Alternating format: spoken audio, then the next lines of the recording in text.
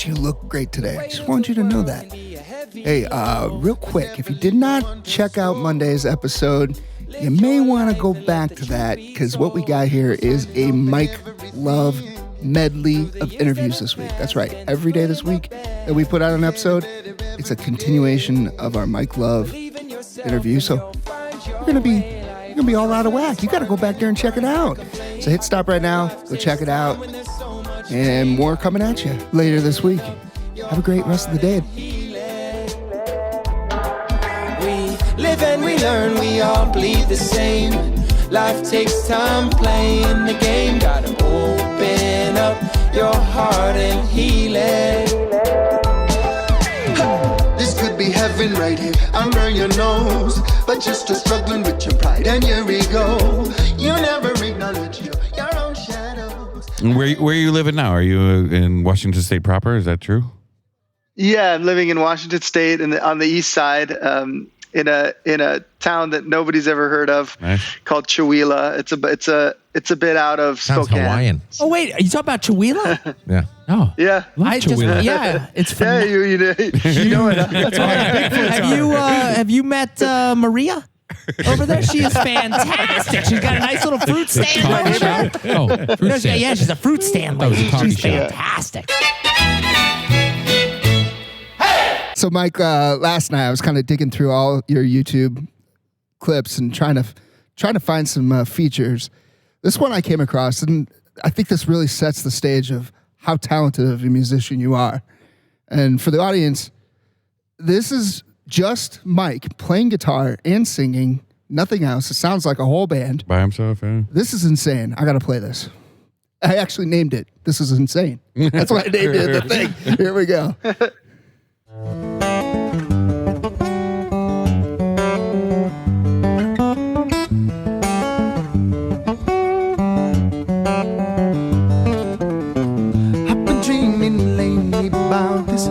In the country where the air is clean, I put the buttons and flip off the switches, kick off my shoes and feel the grass beneath my feet. Sooner or later, everyone will face this.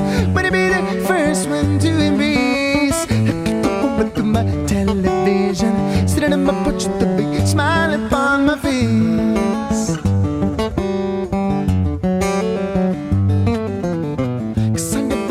I mean, how the hell do you play that and sing that at the same time? That is bananas. It's funny because like I'm assuming you guys can hear the audio of what's playing, but I can't hear anything right now. All I can hear is you guys like breathing into the mic. Oh shit! I'm sorry. Oh no! Well, that's crazy. It's like one of those callers, or one of those late night callers. Oh my gosh! Why don't you tell him what you're playing? I'm sorry about that. Well, this is Here's what it sounded like. Actually, that's not pretty good. I'm going to tell you, and real quick, just kind of dovetail a little bit on this. I love using that word. Is how do you come up with your lyrics? I'm not sure if dovetail was the right word, but dovetail I love that. Yeah, you could just I love using really, dovetail. You can use it for I'm anything. a big dovetail fan. I think Mike's going to start using dovetail. Yeah, I think it is next. I definitely use a dovetailing technique when I'm writing lyrics. Yes, he does. Lyrically, I feel like there's definitely a very divine element to I feel like anything good that's ever come out of me or come through me has a very divine element attached to it. And I sometimes will look back on a lyric and just think to myself as well, like, wow, that's like really, really good and really insightful and maybe like a clever way of saying it, or like think to myself, like, how did I arrive at that? And there's something I kind of discovered a long time ago, and there's a lot of different names for it. I feel like higher self is a really good name for it, because there's like, you have you kind of have yourself, and you're going around, all day and doing your things and, getting tasks done or whatever, living your life, enjoying yourself. But you can also go to a deeper place, a meditative place, where you connect with a deeper part of yourself, or maybe a more intense or a more spiritually connected or a more highly intelligent or focused part of yourself. And I think it's like really connecting to God or the universe or Jah or whatever you want to call it. And that's really where I go when I'm writing music. And it is like a process of me feeling like I'm just kind of reaching out and plucking things that already exist out there in the universe, the cosmos, or wherever, and kind of pulling them in. But it's through my own filter and my own experience too. So it's like I'm not going to write about something that I don't know about or I've never experienced or I don't care about. So I feel like it is a part of myself, but also a part of God, because it's really just kind of filtering that through me. Yeah. And when I get in touch with that kind of stuff, that's what I figured out like early on or I guess not early on, but when I was younger, when I was in my early 20s, I started kind of connecting to that. And I realized that's what immediately people started resonating with. Like I'd been writing music since I was 15 or something like that. But not until that time in my early 20s where I started to get that kind of different inspiration that felt like it, I didn't have to force anything. It just kind of flowed through me rather than me trying to like dig down inside of myself and come up with something that just came from me rather than through me. And people just started resonating with that and connecting with it. And I think it is because it's a more universal energy. Do you meditate then too? Yeah, I do. I feel like even music, playing music for me is a major form of meditation. And I do, like when I'm performing, I'm all, if I'm in the right zone, if nothing's getting in my way, I'm in that place where I'm connected to my higher self. And even when I'm speaking at a show, on stage performing, kind of channeling the energy of Jock, channeling the energy of the people, and even just speaking, it's like things come out of my mouth that I don't feel like I'm really saying them. I'm just like sitting there kind of learning myself as well, Yeah, I need to learn how to meditate better, because every time I meditate, I fall asleep. I'm the worst meditator. That's a good start, if I was on stage meditating, it'd be sleepy Don. You're a great meditator. That's a good start to the whole thing. Well, they say if you don't feel guilty, if you fall asleep, just keep doing it. Yeah. Is that what it is? Yeah, that's what they say. Really? Yeah. I tell you, I love your writing. I mean, from the mechanics of it, where the poetry of it, where you actually mix up pronouns and stuff, where it just sounds different, to the message itself, where you kind of balance the positivity with the social change aspect, which really they do kind of oppose each other in some ways, but you have a seamless transition with it, which I absolutely love, where it's all positive no matter what the message is directly, Spiritual awakening. Yeah. Oh my God. Yeah, I think music's a great tool to be able to say something that's hard to digest or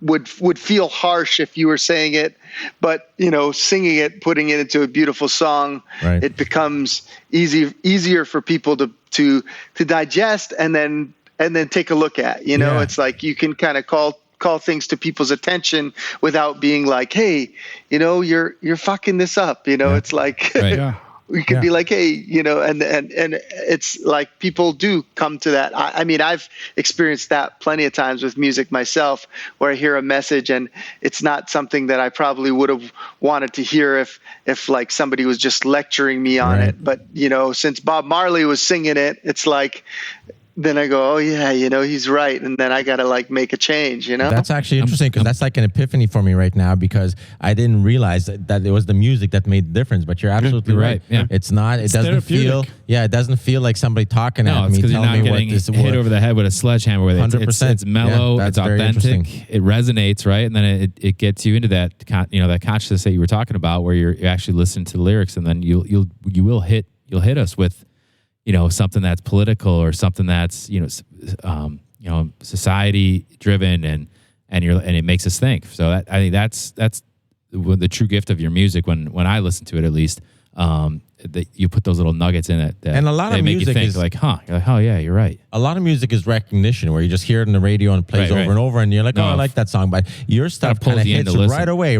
Like first time you listen to it, and that's not often that happens, which I really appreciate. And I apologize, Michael. Let me take this one. Here's what I'm doing to get your name out there. Here we go. This is what I'm doing. So around the neighborhood. Yeah. Flyers? Are you doing flyers? No. That's a big flyer. I'm a big fan. Them to the trees. Big fan of flyers, but here's what I'm doing, Mike. I'm opening a Lovinaid stand, and I've already started it. So everybody's going around. I'm handing out mixtapes of Mike Love, and people love it. The whole neighborhood. Go listen to Mike Love. Lovinaid stand. The Lovinaid Is it stand. 5 cents or is it $1? It's free. It's the Lovinaid stand. I love it. Yeah. I want to talk about, we were on lockdown, and like you said, you were slowing down a little bit. Mike Love Mondays. I mean, we were in a deep winter. We were in lockdown, and every Monday I knew I was getting a therapy session with you, and I absolutely loved it. And that's where I really got to dive into your music. Was that a concept you came up with, or you just wanted to get out there and play because you were kind of going a little crazy at home? How did you come up with the idea? Because it was brilliant. Well, yeah, but I mean, the thing about the whole lockdown thing was I had never ever done a live stream. I had never gone, live on my Instagram or anything, ever done that before. And, and so doing it was kind of like this foreign thing to me, but, I always did this gig. Like it was kind of how I started doing solo music. So if you go way back to even around 2010 or maybe even earlier than that, probably. My wife said, "Hey, we're broke and you're playing with your band all the time. Like, why don't you try doing a solo gig?" So I started doing. I got this gig on Monday nights, and I started doing it. And that was my first time ever playing solo. And so I developed the whole looping thing and everything. I developed at this gig because I never practiced it. I just went to this gig, and I had this gig every Monday night, and it was 4 hours. Wow. I couldn't I didn't have any audience at first. It was at this place that just had, music 7 nights a week. They didn't care if anybody was there. They knew it was Monday night. They paid me anyways. So I started doing this gig, and I would play for 4 hours. So I got a loop pedal because I wanted to just it was 4 hours. I wanted to be able to play a guitar solo sometime, Yeah. And so I started doing the looping, and I just did it at the gigs, and slowly it picked up. And then eventually after a few years, it was their best night, of the week. It was better than their Friday and Saturday nights at the bar. And I just had all these regular people that would come, and for them, it was they would always say, this is our Mike Love Mondays. It's our therapy. And just like you said. So even when I started touring and stuff, I'd come back home, and I always kept this Monday night gig solo because I felt like it was kind of where I built it all, and it just kept me grounded doing this gig. And so when we even up till the time, when we went on lockdown, I would come home from tour and I would play these, Monday night gigs. If I wasn't doing anything else, I at least was always doing those Monday night gigs when I came home from tour. Yeah. And so when we went on lockdown, it was for the first time in 15 years or something, I wasn't playing any gigs. And that was I could still make music and stuff, but it felt kind of crazy to not do that. And in a way, it was the gift that I never would have given myself.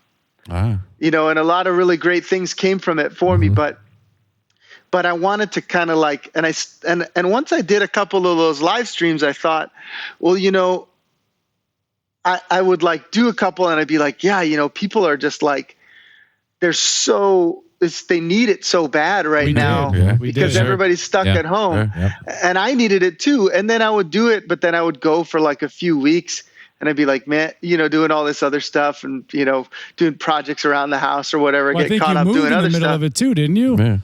Yeah, totally. Yeah. I love when you show your dedication. You said, "Well, sorry, I missed the meet and greet or the chat afterwards because I had to go to Chuck E. Cheese. It was my son's birthday." But you still did it. You're like, I at least play some music, but I gotta go. It's my kid's birthday. I kind of stopped doing it because, it felt like everything was picking back up. We were having live shows again.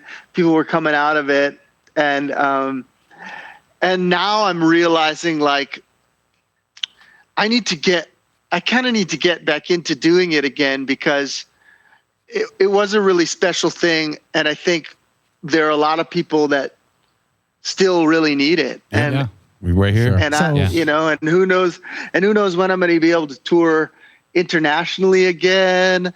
And, the thing I discovered is like, I'll never, there's people all tuning in from all over the place, from Europe, from Africa, from Asia, from all over the US, everywhere, and there's no way I'll ever get to all these places, even if I toured every day of the year for the rest of my life, and even if I did, there's still people that are not going to be able to like come out of the show even if I came to their town, Yeah. So here's what I figured out. I got it for you. Here's what we're gonna do. The idea guy. Flyers. Oh, Don't you worry. I got it. Are we back to flyers? No, not flyers. It's even better. Oh my God. So you know how some actors, they have stunt doubles? Mike, don't you worry about it. We're not going to do Mike Love Mondays. We'll do Fiddly Don Fridays. And I'm going to fit in. I literally just got one of those foot pedals, and I can do it too. So I will fill in for you when you can't do it. What do you think? What are you going to do? Sounds good. I'm going to do No, do not agree to that. Please don't. Don't worry. We're going to have a vote once you get off, and we'll vote this out. You don't have to worry about this. He's got the enthusiasm. He's got the commitment. I'm ready to see what's going to come out of it. Fiddly Don Fridays.